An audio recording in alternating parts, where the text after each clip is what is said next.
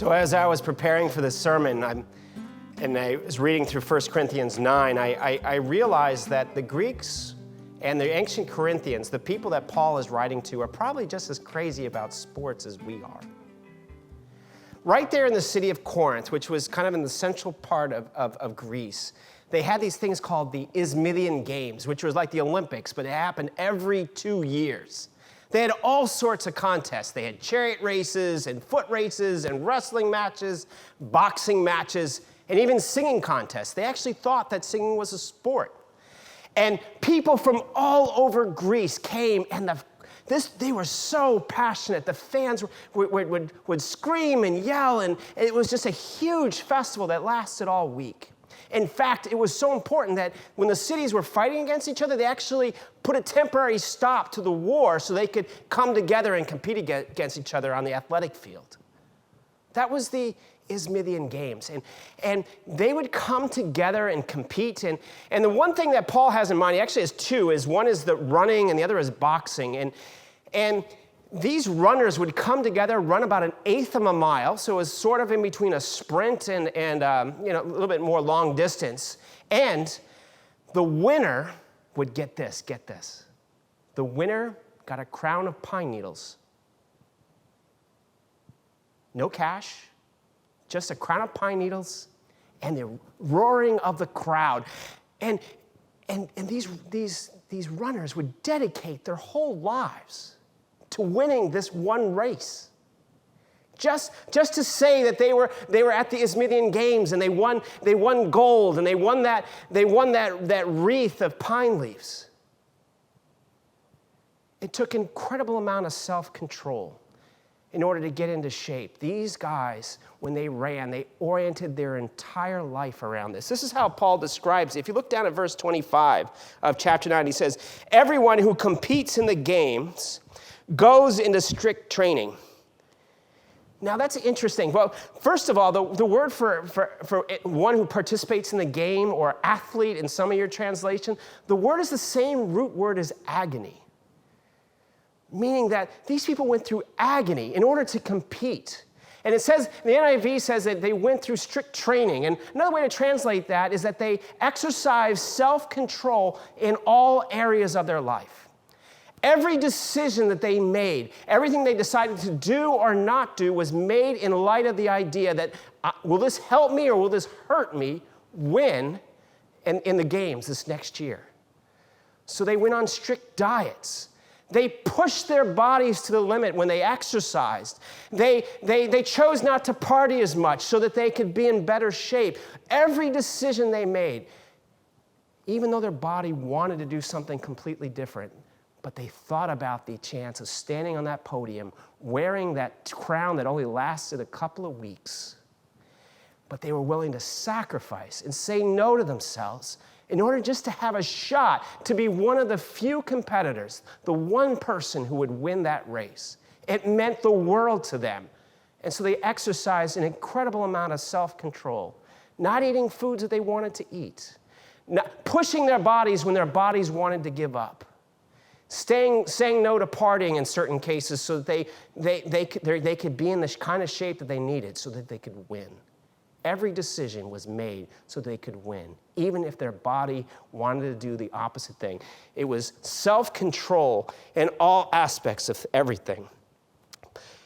So Paul takes this image that every Corinthian knew, because everyone receiving that letter and reading that letter and hearing that letter read aloud in their church had been to those games. This was like their Super Bowl, their World Series, their NBA Finals. This was the pinnacle of sports, and they were passionate about their sports.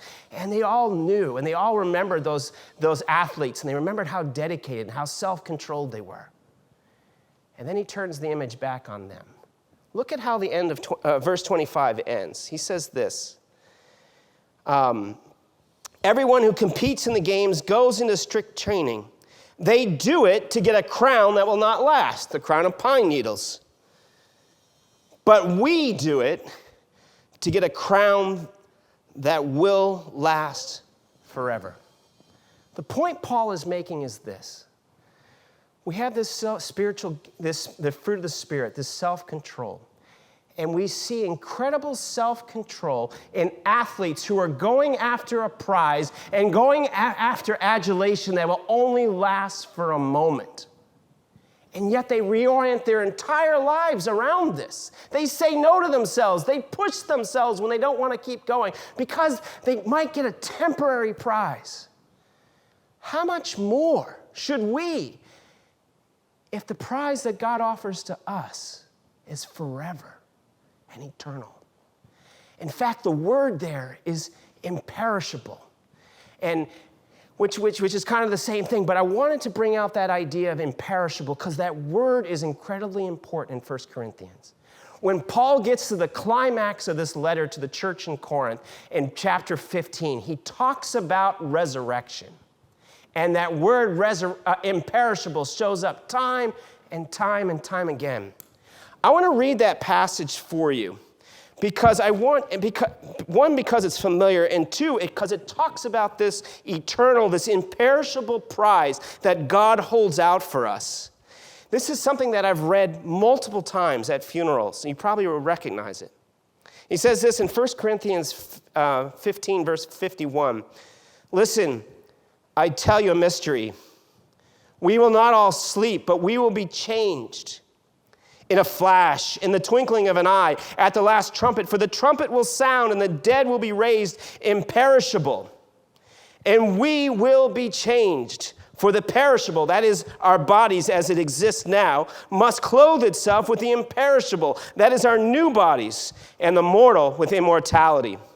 And when the perishable has been clothed with the imperishable, and the mortal with immortality, then the saying that is written will come true. Death has been swallowed up in victory. Where, O death, is your victory? Where, O death, is your sting? The root of self-control is hope. And if the Greek runners and the Greek athletes could dedicate their whole lives to an outside hope that they would be the one person to win that temporary prize, how much more we, if God holds out to us an imperishable prize, a new body, perfect and sinless, living forever in the presence of God, and a new heaven and a new earth. If that hope is real, how much more should we live self-controlled, disciplined lives in the present? You see, without hope, there is no reason to exercise self-control. But if there is hope, if there is new life and at the end of our finish line, if there is a new body at the end of our lives, if there is a new world, if there's a new life where we live in the presence of God at the end of all things, and if we believe that to be true, should we not run? Should we not go at it with the same passion that an Olympic runner dedicates their whole life going after a gold medal, just having that outside shot? We have the sure thing because Christ lived and died for us so that we already have the victory. And now this victory is offered to us, and God says to us, run, run. Do things your body does not want to do. Say yes to things that it doesn't want to do. Say no to the things that it wants to do so that you might dedicate your life to running this race we call the Christian life. Now, this raises a really interesting question, and this is something that came up in our Panera discussion this past week. What is all this talk about effort and running? If salvation is a gift of God, it's all about what Christ has done for us, the fact that he lived the life that we should have lived and died the death we should have died and was raised from the dead so that we could live forever with God. If it's all Jesus and none of us, then what's all this talk about effort? It doesn't seem to make sense. Rather than saying Christianity is a race, why don't we just say let go and let God? Why don't we just chill? Because God does everything for us. Well, it does sound like a contradiction, and there definitely is a tension there. But I want to say that this all makes sense when you think about two words, faith and love. Let me unpack faith first. Let me bring you to the beginning of this letter. So the book of Corinthians is actually a letter from the Apostle Paul to the church in Corinth, which is an actual city in the center of Greece, which exists even to this day, and you can find the ruins of the old city still existing now. And he writes this. I want you to hear how in verse 2, as he addresses this church and as he greets them, notice what he says about them. There is something that has already happened to them in the past, and there is something that they're called to do in the present. Listen for those two things. To the church of God in Corinth, to those sanctified in Christ Jesus and called to be holy. So let's take a look at the thing that he said has already happened because of Christ or in Christ Jesus. It says that we have been sanctified. Well, what does that even mean? Well, the word to sanctify simply means to make holy. That means that God, through Jesus Christ, through what he has done, has made you holy. That is past tense, that is already true, that is right here, right now, that has been accomplished. But notice what Paul is saying. You have been made holy by God. Now you are called to live a holy life. That's the rhythm of grace that you see all over the New Testament, and especially in the writings of Paul. He will say, here is who you are. Then he says, now be who you are. That is what the Christian life is all about living out what Christ has already made us to be. So for instance, you are holy. I've already made you holy through Jesus Christ. Now live a holy life. I'm calling you to live that way.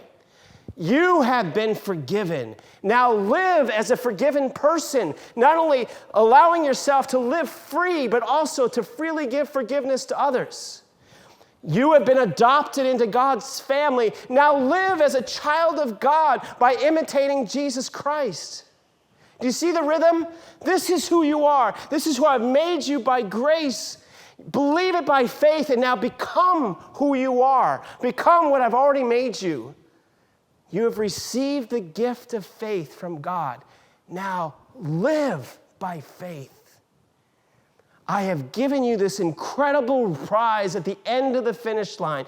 You will have a new, restored, perfect, whole, undying body that will enjoy God forever. Now run the race, because that is what's waiting for you at the finish line. We run this race because we believe God's promises are true and that he always keeps his promises. The Greeks ran because they had an outside hope that they might be the one person to get a temporary prize. We run because we have a sure hope that we will all receive the prize because Christ has won the victory for us. We run because we run by faith. So how do we exercise self-control? And how does faith kind of play into this picture? A runner will watch what he eats and make sure that even when he's tired, he is going to push his body to keep running and to keep practicing. What does it look like in the Christian life? Well, what's interesting is that this image of the Christian life being a race is all throughout the New Testament. Paul talks about it here in Corinthians, and the writer of Hebrews talks about it in Hebrews chapter 12. I want to read this for a moment because he's using the same image of the games. So there's a race that's going on. It's a foot race. The crowds are there, but in this case, the crowds that are people in the stands are the saints, the followers of Jesus Christ, God's people who have lived before us and who are now in the presence of God. And they're cheering us on as we run our own race. And notice what he says. This is how he described the Christian life. Therefore, since we are surrounded by such a great cloud of witnesses, here's what self-control looks like. Let us throw off everything that hinders and the sin that so easily entangles, and let us run with perseverance the race marked out for us. So let me tell you that the runners in the ancient Greek world took this idea of throwing off everything that hinders you completely literally. They ran naked. I mean, can you imagine, you ever seen the togas and the long Greek robes? Can you imagine trying to run a sprint with those things on? You would trip every 3 steps. They actually ran naked. They didn't have tracksuits, but they took off everything that got in the way, anything that would slow them down, and they ran that race with everything they had. And the writer of Hebrews is saying to us, you do the same thing. Throw off sin. Say no to it. Exercise self-control. Well, what does that mean? We had a really interesting conversation with the Panera group, and somebody pointed out that whatever that sin is or sins that might hold us back are probably different from each one of us. So I'm just going to take a couple as an example, but I want you to think about your own life because these might not be your things that trip you up. It might be something else. But all of us have a particular sin. Let's say it's greed, that we build our life around monetary gain and the accumulation of wealth. And that can be dangerous. And it's not that God doesn't bless us and he gives us what we need and provides and sometimes gives us more than what we need. But the danger is that behind every sin there is an idol. And what an idol is a false god that is offering us a temporary reward in exchange for God's eternal promises. And so if we're not careful and the pursuit of money becomes the center of our life, it can shut out the promises of heaven so that we live a self-controlled life, not in the pursuit of ending the Christian life at the finish line and entering the heaven and entering the presence of God. We could actually live a self-controlled life in the service of accumulating wealth. I think this is what Jesus was talking about in Mark 9:36, which was part of the readings from the Connect this past week. He says, what does it profit a man if he gains the whole world and he loses his very soul? The danger, the thing that will trip us up when we run is sin. Sin offered by these false gods of temporary, immediate pleasure and relief in exchange for God's eternal promises. And self-control. These are the things that our body wants. And self-control says no, because I have a greater purpose. I have a race to run. I have a race to win. There's Christ waiting for me at the finish line. There is eternal life waiting for me at the finish line. It's worth it to say no in this moment. How do we fight this? How do we exercise self-control? What does this even look like? Well, I like how Paul describes it, because now he's going to bring in not only running, but also boxing. He says this in verse 26, therefore, I do not run like a man running aimlessly. So there's that running part. He runs with purpose. But I do not fight like a man beating the air. This is not an unskilled boxer who just goes into the ring and starts swinging wildly. He fights tactically. He fights strategically. He fights smartly. He says, no, I beat my body and make it my slave, so that after I have preached to others, I will not be disqualified for the prize. That word, to beat my body, it actually means to punch below the eye or to give someone a black eye. If you've ever watched a boxer fight tactically, that's the place where they want to land the punch, is right below the eye. They want to cause a black eye. They want to blur the vision of the other boxer. And he says, that's how we fight sin. But we're not fighting someone else. We're actually fighting ourselves. So let's say my core sin is greed, and I'm fighting. What does it mean to box and to give myself a black eye? And what does it mean to fight strategically against that core sin of building my life around amassing monetary wealth? What does it look like? Well, I think Jesus called us to practice the opposite virtue. So if money runs your life, give it away, because the opposite of greed is generosity. What if your life is around having accomplishments? And what if your life is built around achievements? Well, why don't you practice the opposite? Why don't you start practicing Sabbath rest? Why don't you start practicing stillness and sitting quietly in the presence of God? I guarantee you it'll be hard, because your body will be screaming to get up and do something, because it can't imagine itself apart from its accomplishment. It can't imagine its identity apart from its job. But we punch and we fight back by practicing the opposite. Why? Because we believe that if we run this race, that if we fight, we will win, because Christ is waiting for us at the finish line. And his prize of a new body, a sinless body, is there. And this race is worth running for. Oh, if lust is my core sin, why not practice the gift, the opposite virtue of sacrificial love? It'll be the opposite of want, because lust wants to use the other to fill the hole in themselves. But if we're filled by God, we can do the opposite. We can actually sacrifice ourselves for the sake of the other. We fight strategically. We don't just swing wildly. We just don't do crazy things. We actually think, God, reveal to me what my core sins are and give me the strength and this courage to practice the opposite virtue. And we do this because we believe that the race that Christ has mapped out for us is a race worth running, because his promises are sure and he has already made us victorious. We run like winners because Christ has already made us winners, because he has lived the life we should have lived. He has run the race we should have lived. He has died the death for our failures, and he's been raised from the dead. And so when we finish the race, we will be raised to life as well. That's running by faith. It's about fighting yourself, because I don't want to be disqualified. I don't want to accept a temporary prize in exchange for the eternal promises of God. By faith, we smash our idols, because the hope that comes from faith is the fuel that energizes and moves us to live a self-controlled life. But there's also love. This whole section of 1 Corinthians 9, 24 through 27 is part of a large section that actually begins at the beginning of chapter 8 in 1 Corinthians and ends at the end of chapter 10. And it's all about freedom and the use of freedom. The chapter 8 begins with a controversy that had racked the church in Corinth. It's not something that we face today, but I think you can see the principle.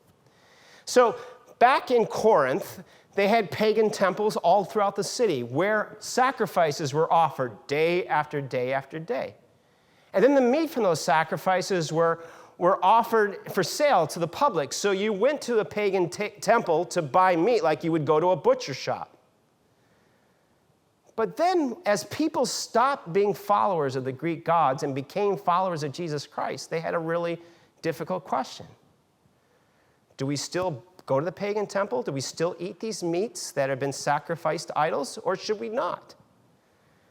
And there was a controversy. Some Christians said, yes, we should do it. And others said, no, we can't do it. We can't have anything to do with the old religion.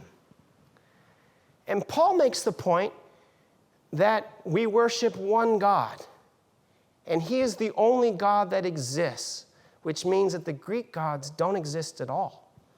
Which means that we are free to eat meat to sacrifice to idols. We don't have to worry about it. And but just before we run out and exercise our freedom, Paul says this, but not everybody knows this. And if you eat meat sacrificed to idol and it offends your weaker brother who doesn't know as much as you, if it trips them up as they're trying to run the Christian race, then it's not love. You know what we're called to do? We're free to do all sorts of things because we belong to Jesus Christ.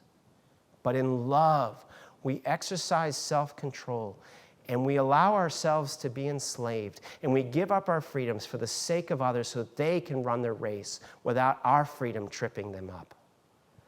If you look through chapter 8 and 9 and into chapter 10, you'll discover that Paul gave up all sorts of freedoms, said no to himself, exercised extraordinary self-control in the service of love. For example, when he came to Corinth, he had every right as an apostle and a preacher of the gospel to be paid by the church in Corinth. But because of the unique circumstances that were there, he knew that accepting a salary from them would present a barrier to them accepting the gospel. So he went without pay, even though he was entitled to it. Why?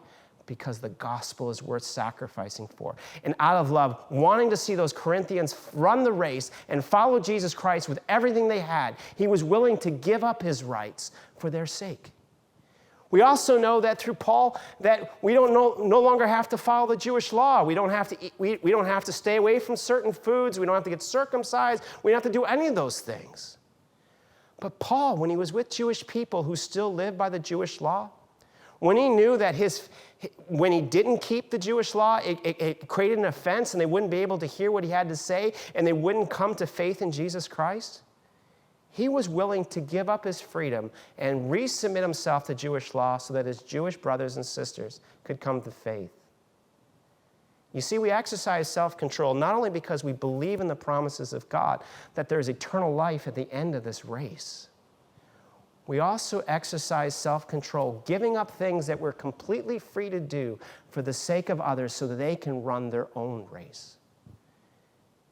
It's faith and love that says, oh, I have won because of Jesus Christ. This race is worth running.